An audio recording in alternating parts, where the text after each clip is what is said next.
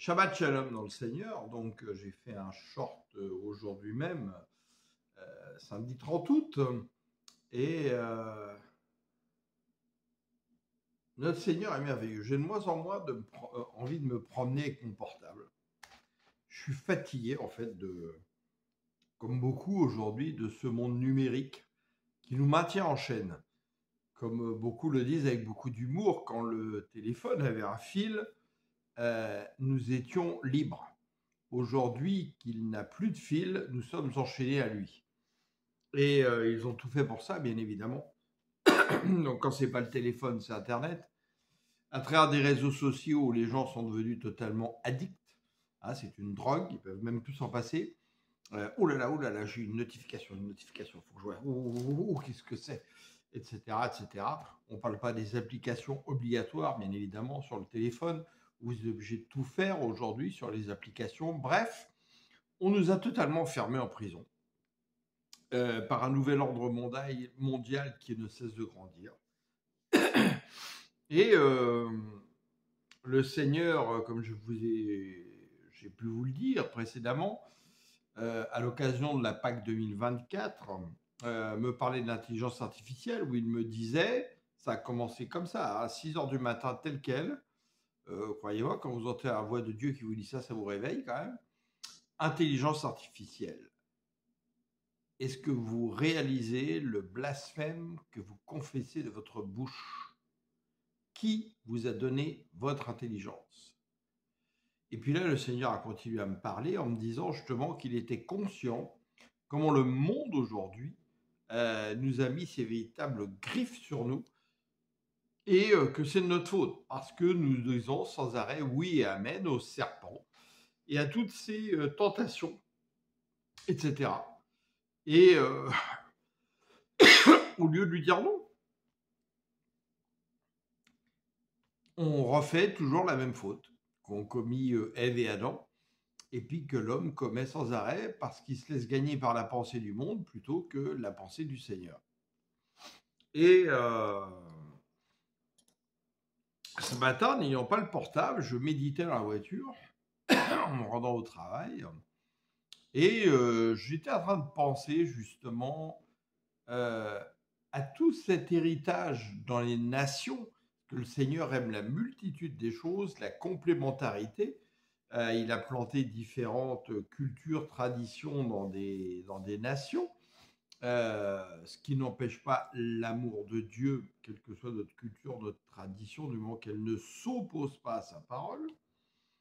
Et malheureusement, tout cela a été remplacé, et par un calcul savant, par ceux qui ont orchestré la Première et la Seconde Guerre mondiale et qui pourtant se présentaient ne pas la vouloir, comme les Américains et les Anglais, en mettant et en finançant par la grande finance des gens comme Hitler et d'autres au pouvoir, hein, des gens comme Franco, Mussolini, etc. Des bébés de la franc-maçonnerie, hein, parce que le socialisme, le communisme, le paganisme sont des bébés de la franc-maçonnerie.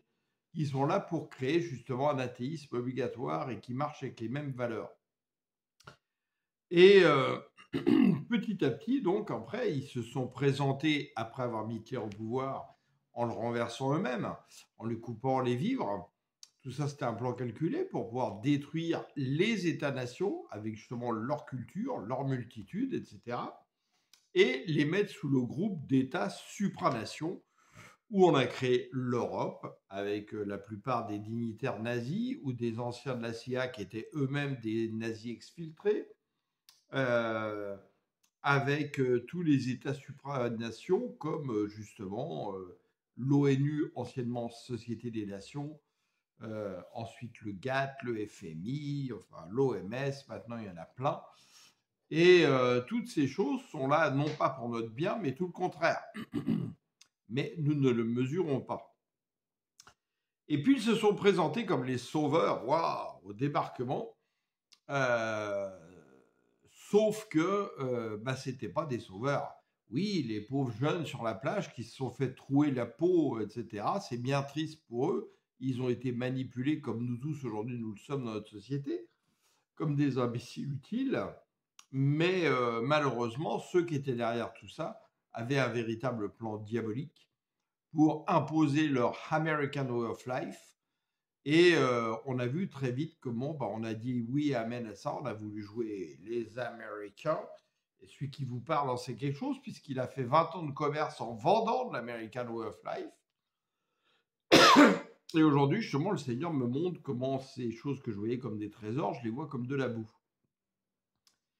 Et donc, je repensais justement à toute cette vieille France. Vous savez, celle que vous voyez dans les films des années 50, 60, 70, allant jusqu'au début des années 80 et qui s'est totalement perdue aujourd'hui. Et avec les Louis de Funès, les Jean Gabin, les Belmondo, et puis il y en a une palanquée d'acteurs. Et la plupart des réalisateurs, même si parfois ils portaient des noms français ou francisés, étaient souvent des étrangers qui étaient arrivés justement lors de la Seconde Guerre mondiale en tant qu'enfants, parfois ou adolescents, qui avaient compris justement cette richesse, par exemple, qu'il y avait en France, une richesse culturelle exceptionnelle dans tous les domaines, une richesse aussi des paysages sur peu de kilomètres, et étaient très heureux d'être en France.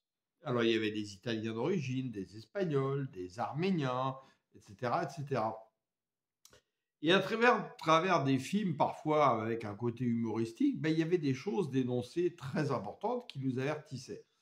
Une des personnes qui nous avertit prophétiquement de beaucoup de choses, c'est Henri Verdun, qui était à l'origine arménien. Donc, il y a eu le film Le Président avec Gabin. Vous avez eu 1000 milliards de dollars avec Patrick Devers et bien d'autres films. Et où malheureusement, nous n'avons rien vu. Nous n'avons rien vu parce que le diable est subtil, il est malin. Et on s'est fait rouler dans la farine. Hein. Et puis, ça n'a cessé d'accélérer depuis les années 80 avec Mitterrand qui est venu là pour, on va dire, finaliser la destruction de la France, participer largement à l'Europe, et puis tous les présidents qui ont suivi derrière, bien évidemment. Et souvent, ce sont des imbéciles utiles. Pour la plupart, ils ne savent même pas à quoi ils participent. Ils sont juste corrompus par l'argent. Et prions le Seigneur pour que, justement, des gens comme Macron et d'autres, y compris les présidents qui sont aujourd'hui au Canada, aux États-Unis, ça va être très compliqué, en Afrique, etc., se réveillent et voient à quoi ils participent. Donc, aujourd'hui, vous voyez bien, par exemple, comment pendant le Covid, ils ont accéléré les choses, et où aujourd'hui, par exemple, en France, ici au Québec, c'est pas compliqué, vous avez quasiment que des chaînes, donc vous mangez dans des chaînes avec de la malbouffe américaine, plein de sucre, plein de produits artificiels, c'est pas bon, généralement. On s'habitue au mauvais goût, mais c'est pas bon. Et c'est là, on n'en parle même pas de l'Angleterre. Les 2 fois où j'ai été en Angleterre, waouh, c'est une horreur. La Hollande, on n'en parle pas. Et c'est pas pour rien d'ailleurs que les Anglais raffinés, les Hollandais un peu raffinés, qui ont les plaisirs de la bouche, des saveurs, de voir des choses différentes, viennent en vacances en France, certains ont des résidences secondaires, etc. Parce qu'ils recherchent justement une richesse que nous avons. Et avec le recul, je bénis le Seigneur de m'avoir fait naître dans ce pays si riche, dont j'ai pu avoir la chance, quand j'étais enfant, de connaître encore cette vieille France, et où aujourd'hui son identité était totalement arrachée. J'ai connu un peu le Québec dans les années 80-90 et son identité est de plus en plus arrachée. Tout ce qu'elle avait d'à peu près sympathique, elle le perd de plus en plus. Je discutais avec des amis africains de différents pays, c'est la même chose. Et ce que je disais dans le short, j'ai été tellement choqué. J'ai connu l'Afrique à un moment donné en 73, 74, pour aller voir à des amis qui vivaient là-bas. Et aujourd'hui, vous y allez, et même si vous êtes perdu en campagne, des gens qui n'ont rien comme nourriture ou très peu, qui n'ont pas de voiture, qui marchent à pied, qui ont parfois des difficultés pour faire des kilomètres à pied pour aller chercher de l'eau, etc. Par contre, sur une cabane en tôle où ils habitent, ils ont tous une parabole CanalSat pour regarder des émissions complètement stupides qui les moulinent à la pensée du monde. Et ils ont tous un téléphone portable, quel que soit l'endroit. et toute la journée, bah, ils s'abreuvent de stupidités sur les réseaux sociaux. Donc c'est vraiment terrible. Et on est en train de détruire leur nourriture aussi, puisque justement les multinationales américaines ont commencé déjà à s'implanter, hein, comme Burger Caca King. En France, bah, on n'a pas besoin de dire, hein, la plupart des gens aujourd'hui mangent chez Caca Donald, toutes les chaînes de pizzeria avec de la bouffe réchauffée, dévitalisée. On mange les sandwichs turcs, dont la viande principalement vient d'Allemagne. Et si vous saviez ce qu'il y a dans cette viande et comment elle est conservée, etc., je pense que vous n'en mangeriez pas. Le nombre de gens d'ailleurs qui tombent malades après avoir mangé ça. Des restaurants qui s'affichent être cuisine culinaire, mais qui en fait servent de la bouffe industrielle réchauffée. Et quasiment tous les restaurants où on avait encore le plaisir de cuisiner, où on mettait des heures, où on allait chercher des bons ingrédients sur le marché, etc., ben, il en reste très peu. Et on a fini de les dézinguer pendant le Covid. Et au lieu justement de nous battre pour préserver toutes ces choses, eh ben, on continue au contraire d'accélérer et de participer en enrichissant ces gens dont les bénéfices, pour la plupart, partent d'ailleurs dans les deux grands groupes de fonds de pension américains, dont le chiffre d'affaires représente le PIB de la France et de l'Allemagne chaque année. Le groupe BlackRock et Vanguard, qui dirige donc 90% des multinationales du monde. C'est terrible, c'est diabolique, ça fait peur. Et donc, on est totalement sous contrôle. Mais on ne fait rien. Oui et amen. Alors, moi, je vous encourage justement de réapprendre à vivre autrement, comme l'a dit le Seigneur, d'apprendre à de nouveau peut-être faire un peu de votre jardin, apprendre à, je dirais, avoir des animaux un petit peu en élevage si vous le pouvez. Et puis, sinon, bah, apprendre à défendre nos valeurs et justement de favoriser des restaurants traditionnels où vous savez que c'est encore préparé avec amour, etc. Aller dans des boulangeries, non pas où on vous vend de la banette réchauffée industrielle, mais des vrais boulangers qui passent parfois 2-3 jours sur la préparation des levains et avec des pains où vous tombez raide par terre tellement ils sont bons, etc., etc. Déguster un bon vin, on ne vous est pas en train de vous dire de rouler sous la table avec, mais déguster un bon vin, plutôt que boire des Coca-Cola, 7-Up, Pepsi, jus d'orange, tout ça bourré de sucre, de produits chimiques, de colorants et j'en passe et les meilleurs. Bref, apprécier toute la beauté, la multitude, la richesse que l'Éternel a créée dans sa création. Et toutes les sociétés multinationales, au contraire, font tout pour qu'on s'en passe. Regardez le film Soleil vert, en anglais Soylent Green, avec Charlton Heston. Je vous conseille de regarder ce film. Il est prophétique également. Et vous verrez que derrière ça, on reconnaît des sociétés comme Monsanto, Bayer, et puis tous les autres qui aujourd'hui nous empoisonnent. Donc voilà, c'est terrible. Et puissions-nous vraiment défendre nos droits et ne pas faire comme Ésaü où on s'est fait voler notre héritage pour un plat de lentilles. Et aujourd'hui, on le regrette, mais c'est trop tard pour le récupérer, à moins qu'on on rame. Mais c'est encore possible. C'est encore possible, c'est une question de volonté. Alors certains vont dire, ah oui, mais je vais être le seul à le faire. Mais non, c'est pas vrai. 1 plus 1 plus 1 plus 1 plus 1, ça finit par faire beaucoup. Et en Christ, 1 plus 1 plus 1 plus 1 plus 1 plus 1, ben ça fait 1. Parce qu'il est 1 avec le Père et avec les croyants par la foi. Jean 17, lisez. Donc nous sommes une véritable armée si nous nous unissons en Christ dans l'esprit. Et essayons de lutter justement contre des gens qui veulent tout faire pour nous détruire, qui nous considèrent comme des cafards bons à écraser parce qu'on leur apporte plus rien du tout. Ils peuvent faire l'argent avec l'argent. D'ailleurs, on est en train même de supprimer l'argent pour faire de l'argent numérique qui va permettre encore de faire plus d'argent artificiel et de faire en sorte encore qu'il y ait de plus en plus de milliardaires et de plus en plus de pauvres par rapport à la quantité des milliardaires. Enfin bref, nous participons à un système qui vient nous tuer et au lieu de nous défendre, on dit oui et amen à tout. Eh bien, ça prend du courage. Ça prend du courage et au-delà de la prière et puis de confier un petit peu tout cela au Seigneur parce qu'il voit tout, il n'est pas aveugle, mais nous sommes aussi ses yeux sur la terre.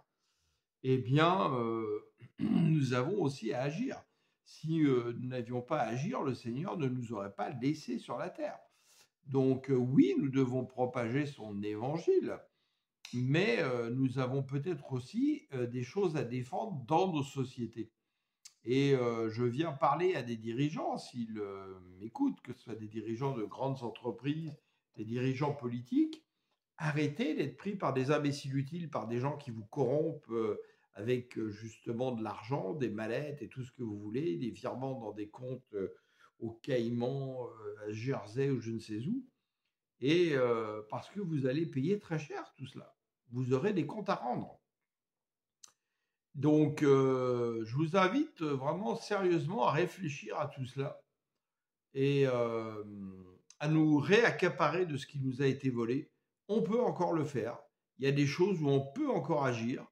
Et puis de ne pas participer à plein de choses où, par exemple, aujourd'hui, on vous dit ah, bah, enregistrez-vous sur l'application, vous allez gagner 15 € sur votre abonnement. Ben, moi, je dis bah non, je vais dépenser 15 €, mais je vous appelle parce que je suis en train de défendre votre emploi. Parce que bientôt, c'est un robot intelligence artificielle qui va répondre à votre place. Et là, vous voyez pareil l'employé qui prend la corde pour se faire prendre. Allez sur votre application, comme ça, vous n'aurez plus besoin de moi. Ah ben j'ai perdu mon emploi, comment ça se fait? Il me restait 5 ans avant la retraite. Ben oui, mais tu as répété le petit laïus qu'on t'a dit d'apprendre par cœur, où c'est marqué tu vas perdre ton emploi, vas-y, suicide-toi. Entre les lignes, c'est ça qui est marqué.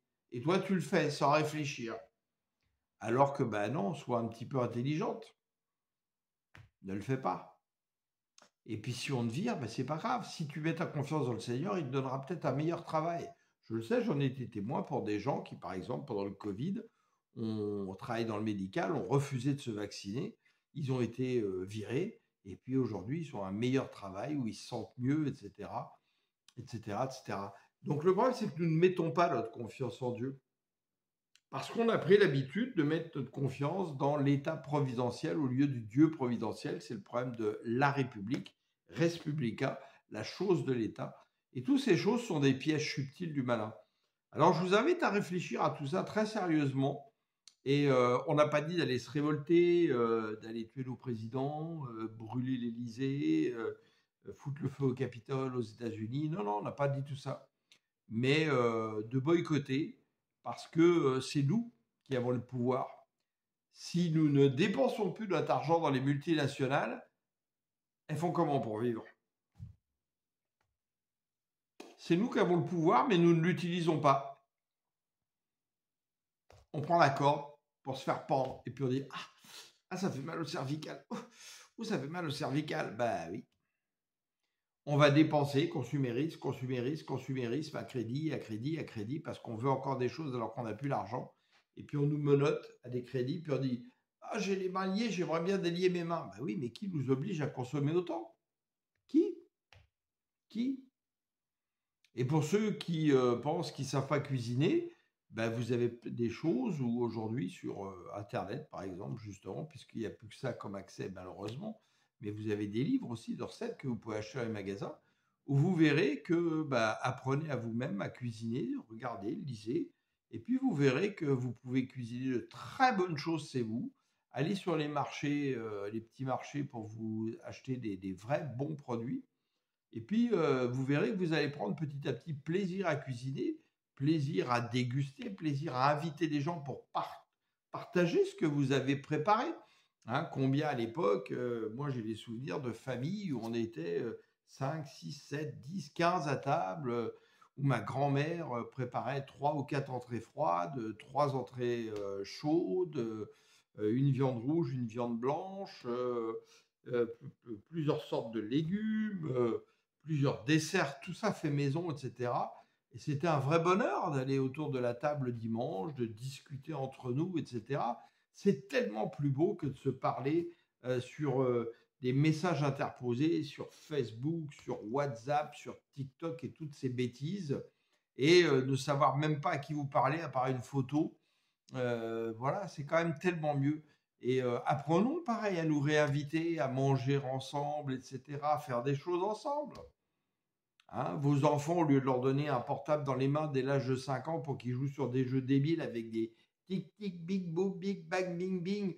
Bah, jouez avec ce jeux de société intelligents avec eux. Apprenez-leur à manipuler les choses, vous voyez. Hein, et puis vous verrez que les enfants sont très heureux de faire ça. Et puis qu'ils auront d'autres repères. C'est ce qui évitera peut-être qu'ils se perdent très vite. Hein, dès l'âge de 12 ans, 13 ans, 14 ans, 15 ans, qui tombent dans la drogue, dans l'alcoolisme et bien d'autres choses, parfois la prostitution, parce que bah, vous n'aurez pas su leur inculquer des vraies valeurs. Donc voilà un peu le message que je voulais vous donner ce matin et j'espère que vous pourrez y réfléchir, en discuter entre vous, partager ce message au plus grand nombre. Hein, il s'adresse à tout le monde, des gens qui croient en Dieu, des gens qui ne croient pas encore en Dieu, des gens qui cherchent le Seigneur, peu importe. Et parce que ça nous concerne tous en tant qu'êtres humains aujourd'hui et que si nous apprenions à mettre nos vraies valeurs, je dirais, là où il faut, à comprendre qu'on a un Dieu qui est merveilleux, qui est bon, qui est bon. C'est sa nature, il est bon. Il fait même pleuvoir sur les bons et les méchants. Donc, vous voyez, lui, l'équité, il connaît. Hein, c'est pas cette société pleine d'inéquité et d'injustice. Et puis que, bah voilà, notre vie serait sans doute très très différente. Alors, Seigneur, nous voulons te louer, te remercier pour tout ce que tu as pu créer sur cette terre de merveilleux, que souvent, malheureusement, aujourd'hui, nous ne prenons plus conscience, nous bafouons, et comment nous, justement, nous nous mettons nous-mêmes dans les filets de l'oiseleur, et puis après, crions au secours auprès de toi. Aide-nous à nous donner beaucoup plus d'intelligence et de sagesse par ton esprit qui vit en nous, Seigneur, et que ton nom soit glorifié, magnifié, oui. Oh, Yahweh Adonai, tu es exceptionnel, Jésus, notre Seigneur. Père Tout-Puissant, nous te remercions et puisses-tu faire résonner mes paroles au plus grand nombre, au nom puissant de Jésus. Amen. Alléluia. Gloire à Dieu.